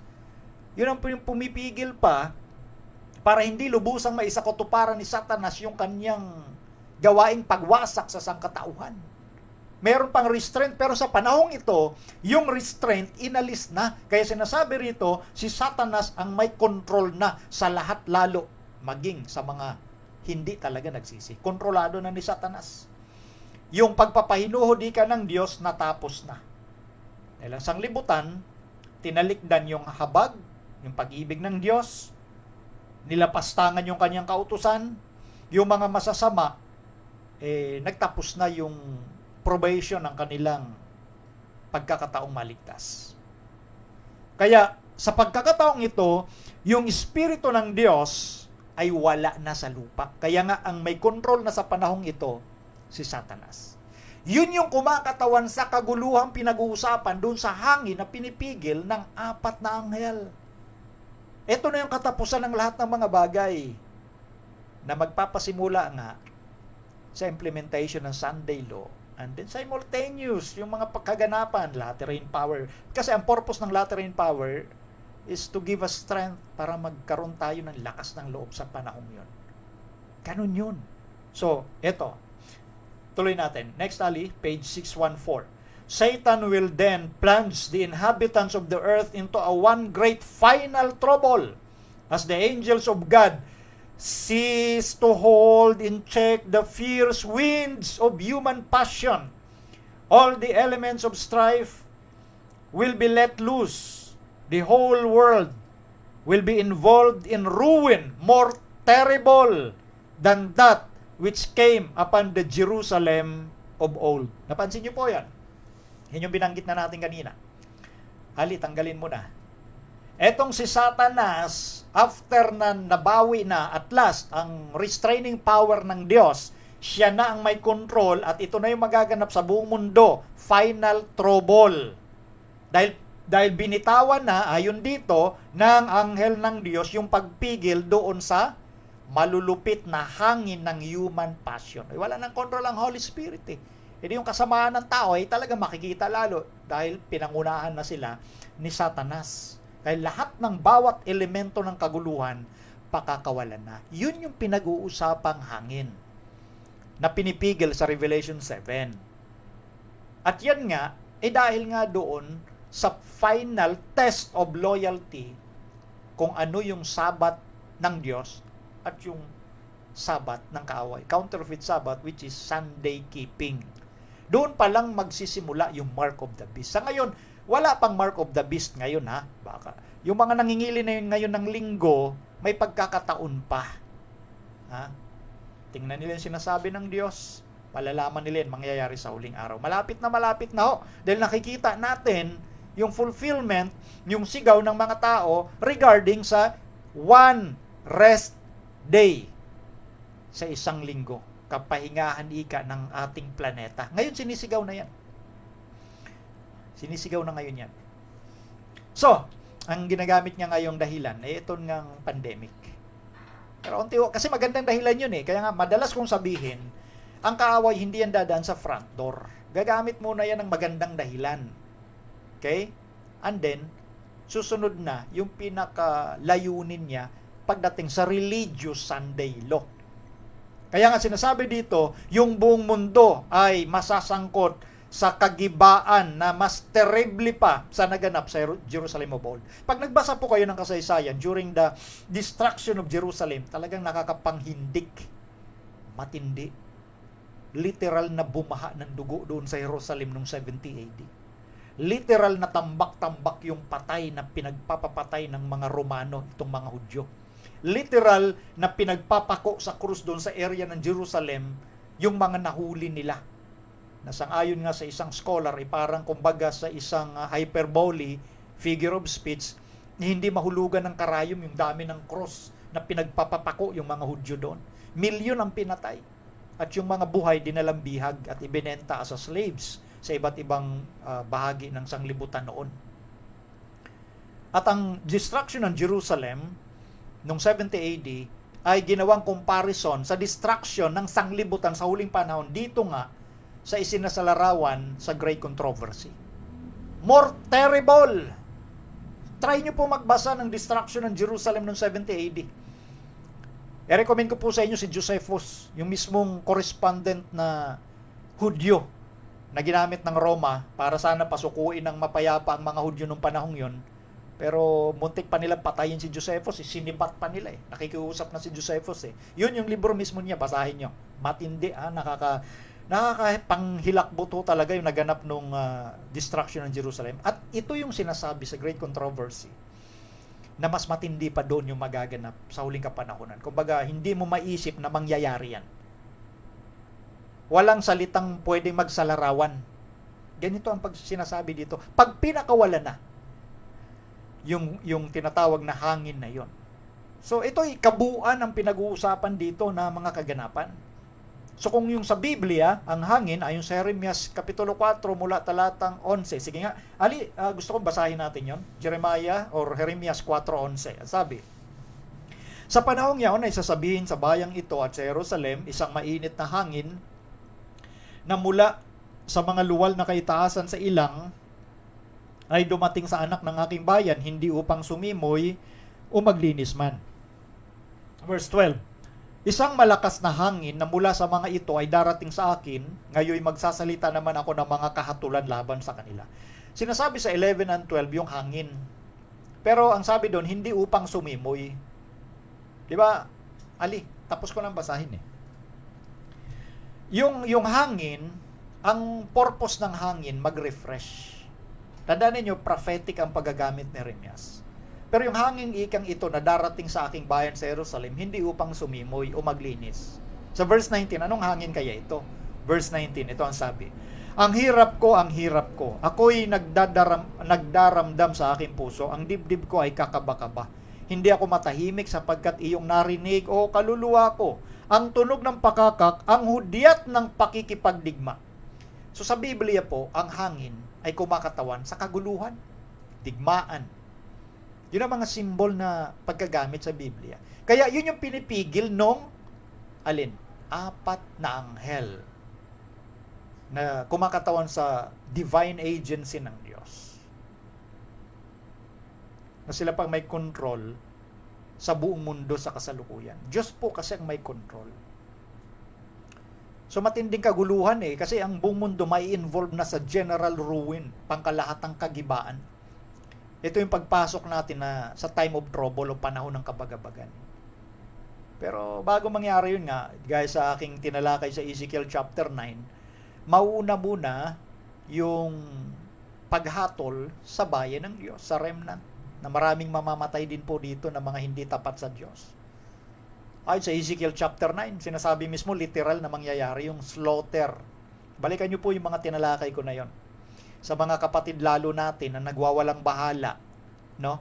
Na hindi nagpapakaseryoso sa pananampalataya, mas gusto pag-usapan yung mga usaping politika at showbiz. Sana iba na ho kayo ng direksyon. Kung mahilig ho kayo sa showbiz at politika, mas maghilig ho kayo dito sa sinasabi sa last days. Dahil kapag nakaligtaan natin itong pagpapalakas ng ating isipan at pananampalataya sa Diyos, literal na mawawasak ho kayo ng Panginoon. Yes. Iko-quote ko ulit ang sinabi ni Ellen White na madalas kong gamitin sa ating Bible Institute. None but those who have fortified the minds with the truth of the Bible will stand through the last great conflict. Ililiwat ko po sa wikang Pilipino. Yun lamang na pinatitibay ang isipan nila sa katotohanan ng Biblia, sila lamang ang tatayo sa huling tunggaliang ito. O sino lang ang makakatayo? Yung pinatitibay, yung isip sa salita ng katotohanan. Hindi pinatitibay sa mga filosofiya ng tao, sa mga usaping politika, sa mga usaping showbiz, sa mga usaping ekonomiya. Kapag pinatibay mo ang isip mo sa usaping pangsanglibutan, magiging mahina ka sa usaping espiritual. At yan nga po ang nakakalungkot na ipinagkikibit balikat ng marami sa ating mga kapatid. Kaya itong ating pagsagot dito hindi lamang sa mga non-Adventist, lalo na sa mga Seventh-day Adventist. Gusto ng Diyos maging handa tayo sa pagpasok sa panahon ng kabagabagan. Paano ka maging handa kung abala ka sa mga showbiz, abala ka sa politika, abala ka sa ekonomiya? Ano yung pinaghandaan mo para patibayin yung isip mo? Yung iba pa nga sa ating mga kapatid, pag pinag-usapan doktrina, tinatamad pa yan, inaantok. Bakit? Hindi nila hilig mag-aral ng doktrina ng Diyos. Ang gusto nila, puro opinyon. Ang gusto nila, yung makakapagpasayang pangsanglibutan. Pasensya na ho. Naalala ko lang, itong matinding kaganapan na magaganap. Tapos binabaliwala natin yung pag-aaral ng doktrina ng Diyos. Di ba? Paano mapalakas? Ang sabi ni Ellen White, at sa Bible din, sino makatatayo? Ang sabi ni Ellen White, none but those who have fortified, pinatitibay ang isipan with the truths of the Bible will stand. None but those. Kaya nga sa pagkaliwat, sila lamang. Nakakategorize yun, maliwanag yun. Pag hindi tayo nagpapatibay ng isipan sa salita ng katotohanan, hindi tayo makakatayo. Ngayon pa lang yung mga tao o mga kapatid natin na inaakala nating matitibay sa pananampalataya dahil magagaling sa Biblia, nawala sa atin Since the time of Ellen White, ganun Di ba? Mga magagaling na yun sa salita o sa doktrina pero nawawala sa atin. How much more? Yung mga nagbabaliwala na pag-aralan yung turo ng Panginoon, the doctrine of God. Yan ang pinapayo po ng mga Bible writers. At yan ang sinasabi rin ni Ellen White. Walang gray area po dyan. It's either pakainin mo yung isipan mo ng salita ng Diyos o hindi. Hindi pwede dito yung tinatawag na shallow, mga mabababaw lang. Kaya ngayong makakatanggap ng tatak ng Diyos na sinasabi sa Revelation 7, they are settled intellectually and spiritually so that they cannot be moved. Anong moved? Ayan yung sinasabi ni Pablo sa Efeso, sa Filipos 4:13-14, mga hindi na sila magagalaw ng mga hangin ng maling aral. Hindi na maitutulak sa kabi-kabila. Kasi settled ka na Hindi ka na pwedeng lokohin na ang mark of the beast, mga microchip. Hindi ka na pwedeng lukuhin na ang mark of the beast daw yung mga dinidiscovering vaccine na nandun daw yung RFID. Yun ang pinapakalat ngayon na yun daw yung mark of the beast. Hindi ka na maluloko pag settled ka na, pero pagka ganun ang paniniwala mo, hindi ka settled sa katotohanan. Napaka mapanganib. Kaya hindi nakapagtataka nang sinabi na Ellen White, none but those who have fortified the mind with the truths of the Bible will stand through the last great conflict. Sila'y tatayo hanggang sa huling araw ng tunggalian. Kung yung mga nag-aaral na ng doktrina, nawawala pa sa atin yung iba naman, ang kanilang mga alibay,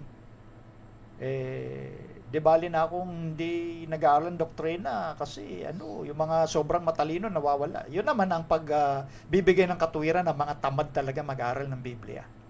Madali ho kayong madala ng hangin ng maling aral pagka ganyan ho kayo ang inyong pangangatuwiran. Okay, so balik tayo dito sa sinasabi natin dito, no? Nung nabanggit ko kanina, ang Revelation or Apocalypse, kapatid na nagtanong, hindi yan yung chronology, yung pagkasunod-sunod. Dahil kahit sa isang kapitulo, nag-iba-iba siya ng sinasabi, pero may mga purpose yun.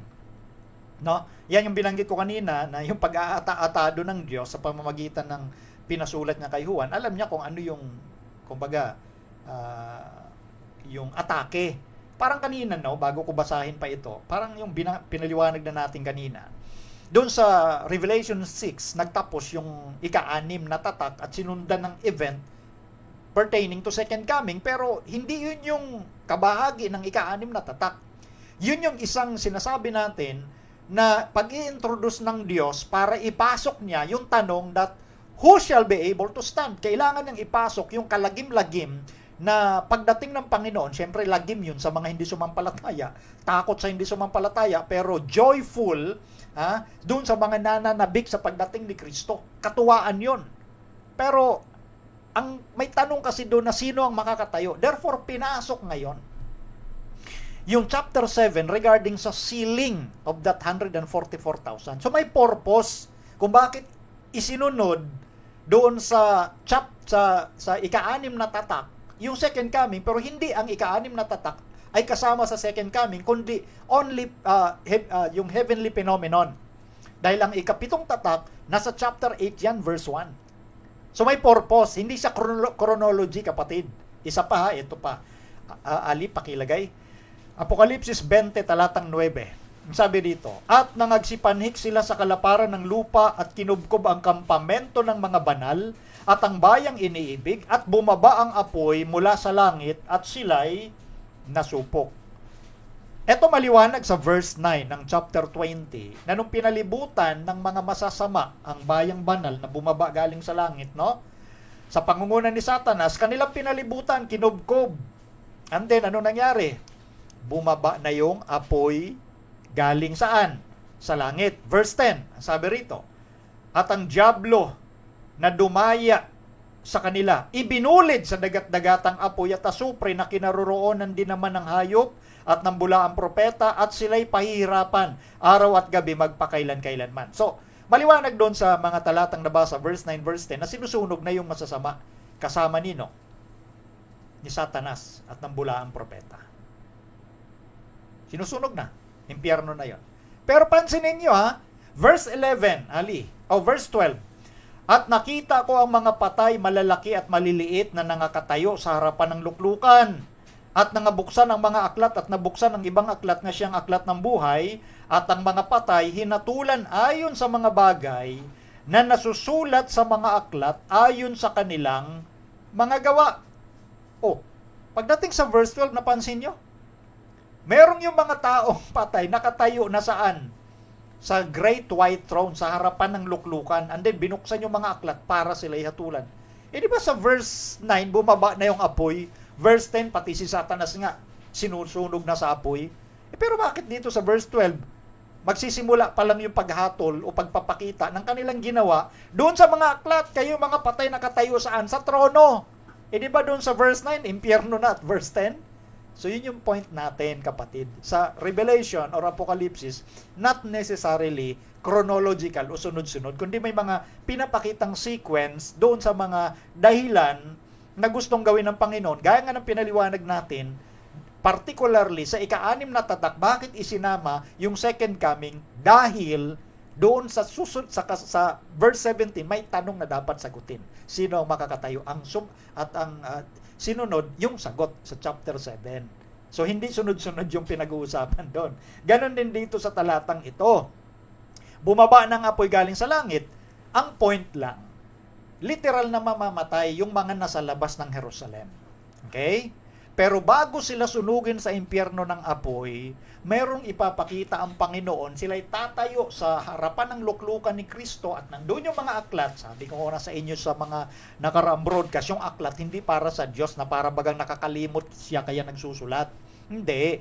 Ipapakita yun sa mga tao na ang, kumbaga, yung malasakit ng Diyos, yung gusto niyang iligtas ang bawat isa, nandun nakarecord lahat pero patuloy na tumatanggi ang masasama. Ipapakita yun sa tao bago sila ibulid saan? Sa impyerno ng apoy. Para walang, kumbaga, walang bias. Kumbaga, ang judgment ng Panginoon ay patas. At yun ang marirecognize, maging ng masasama, na ang bawat tuhod ay luluhod sa Diyos. Bawat creation, luluhod sa Diyos. Makikita nila na matuwid ang iyong paghatol. Yun yung purpose ng aklat. So bago sila sunugin sa impyerno, ipapakita muna sa kanila yung kanilang ginawa para ma-justify yung tao. Karapat dapat ka nga doon sa apoy. Matuwid itong Panginoong to. Di ba? So yun. So pinapakita lang yung sure word na may impyerno talaga yung mga nasa labas ng bagong Jerusalem. Pero bago yung impyerno, ipapakita mo na yung aklat. Pero hindi sunod-sunod, di ba? Yun yung punto doon. Kaya hindi chronological. Okay? So yun. Ngayon, may naalala lang ako doon sa tinatanong ng kapatid na Gary Real, no? Na yun nga, dati siyang INC, tapos sabi nga, ang paliwanag daw kasi doon, may mga Big Four. Maling-mali yun. Wala nang, kumbaga, hihigit pang mali doon. Bakit? Kasi nga, nanggaling yung understanding nila na yun. Although, syempre, nire-respeto natin, paniniwala nila yun. Pero, ang sasagutin ko po rito, affirmative. Kung ano yung sinasabi ng Bible.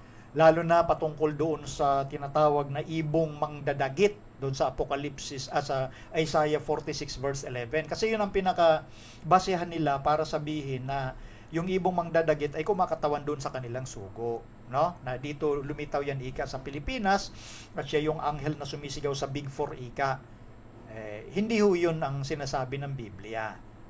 Una, etong mga pinag-uusapan dito sa Biblia, lalo na yung malayong lupain, silanganan, ang pinaka point of origin kasi, tandaan nyo, kaya yan ang kagandahan ng hermeneutics, no? Sa hermeneutics, maging careful ka sa pag-analyze at paggamit ng mga sulat na hindi mo naman kalahi. Ibig sabihin, ang sumulat ng Bible, mga Hudyo yan. May sarili silang tinatawag na point of origin. Meaning, kung saan sila nandoon, alam nila kung ano yung north, anong meron dyan, anong nandyan sa south, anong nandyan sa west, anong nandyan sa east. Ganon yan. So ngayon, ang ginawa nila sa Bible, isinama yung Pilipinas kasi kabilang daw yun sa Far East. Which is yun yung sinasabi ko, mga lumang-lumang dahilan na yan na, kumbaga, kung honest itong mga kaibigan nating ito, bibitawan nila yung ganong paniniwala. At salamat kapatid, no? At kumbaga nabuksan agad ng Panginoon yung isip mo, o ibig sabihin pumayag kang buksan ng Panginoon yung iniisip, yung dati mong isipan, no? Kasi tingnan nyo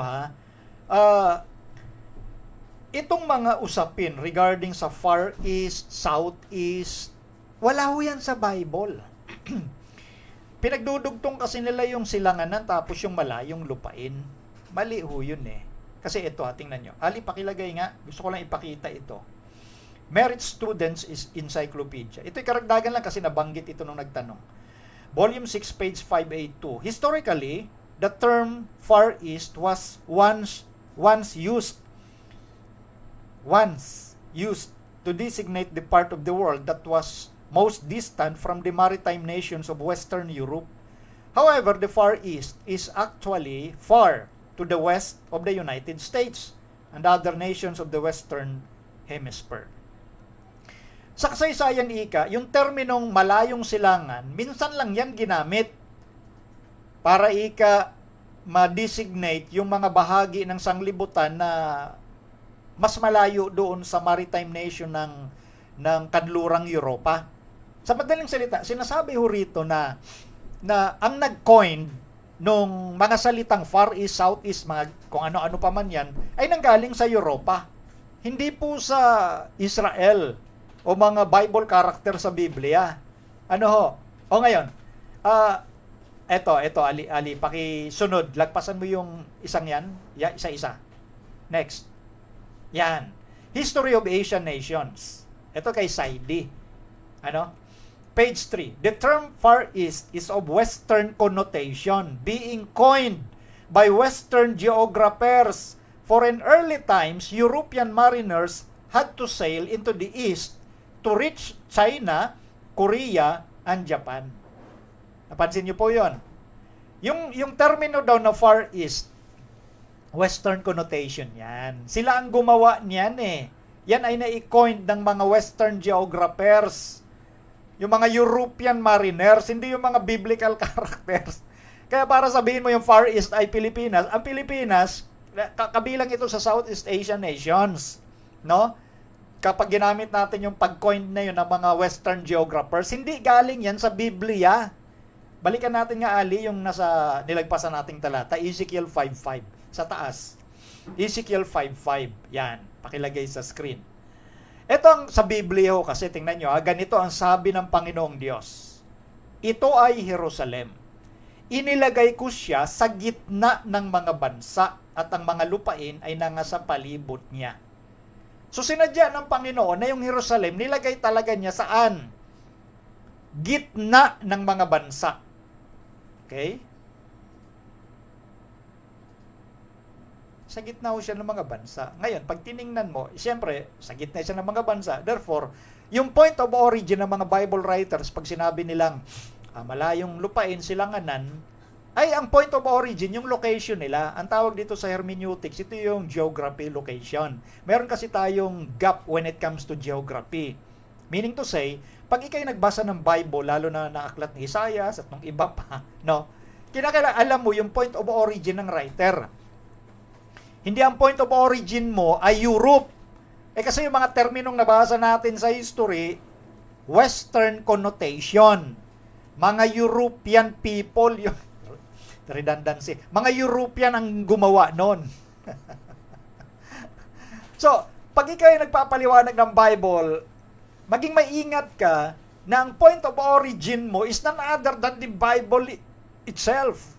Yung mga lugar ng mga sumulat dyan. Ngayon, eto na. Pag pinag-usapan yung point of origin, diba, ito sinabi ni Ezekiel, ang Jerusalem nasa gitna ng mga bansa. Pag tinignan mo yung geography nga, literally, nasa gitna talaga ang Jerusalem. At kapag tinignan mo yung kanilang silangan, yung east, yun ay kumakatawan sa mga kingdom like Persia. At yung sa kanilang northeast, nandoon yung Babylon. Nasa panahon natin ngayon, Iraq. Sa panahon natin, yung Persia, Iran.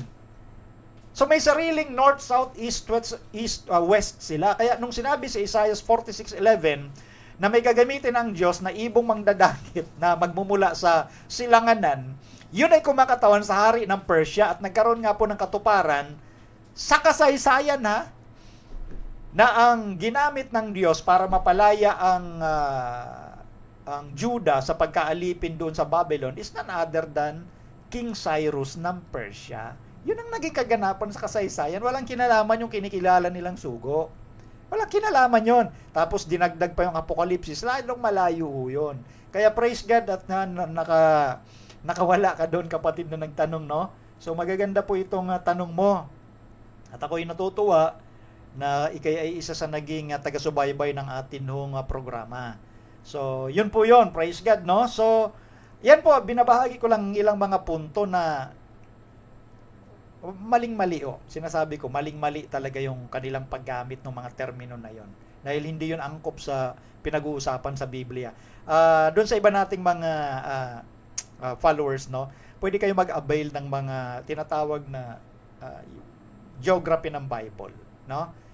Kahit nga sa internet, sa mga, kahit sa Google, ang mga simpleng ano lang yan, maghanap kayo doon ng mga, kumbaga, during the time of Judah, Israel, kasi tandaan ninyo, ang Israel nahati po yan sa dalawa, ha? Yung northern tribe, composition yan 10 tribes, at yung southern tribes, composition yan ay Judah, na nandoon yung templo sa Jerusalem. Judah and Benjamin yon. At yung 10 tribes sa north, na wipe out yan ng Assyrians nung 722 BC, literal nawasak sila. At yung sumakop sa Judah, sa Jerusalem, ay ang Babylon. At ang ginamit nga ng Panginoon na hari para mapalaya yung Judah sa pagkaalipin sa Babylon at makabalik sila at maitayo yung Jerusalem, ay yung hari ng Persia, none other than Cyrus, na binanggit yung pangalan niya sa Biblia. King Cyrus, Isaiah chapter 44, verse 28, Isaiah 45, verse 1 and 2. Oh, alam niyo ba, bago isulat yan ni Isaias, hindi pa pinapanganak si Ciro, ha? 150 years bago ipanganak si Ciro, nandun na yung pangalan niya. Bakit? Diyos kasi ang nagpasulat. Ganun o yun. So, walang kinalaman dito yung Pilipinong nandito nang galing sa Pilipinas, walang-wala siya rito. Iba ang pinag-uusapan sa Revelation at sa Isaias. Okay? So, yun lang po muna yung sagot natin. Maraming salamat sa magagandang tanong po ninyo. Ako'y natutuwa ho dahil kayo po ay patuloy na sumusubaybay, no? So, praise God rin. Tayo po ay umabot muli ng 1 taong anibersaryo at sana sa tulong ng Panginoon ay magpatuloy pa itong atin programa hanggat hindi pa dumarating ang ating Panginoong Jesucristo. Okay, tayo po ay magtatapos ngayon sa pamamagitan po ng isang panalangin. Ama naming banal, maraming salamat po na inyo kaming ginabayan, inyo kaming sinamahan upang maipaabot at masagot ang mga katanungang ito na itinanong, mga mahalagang tanong ng aming mga taga-subaybay.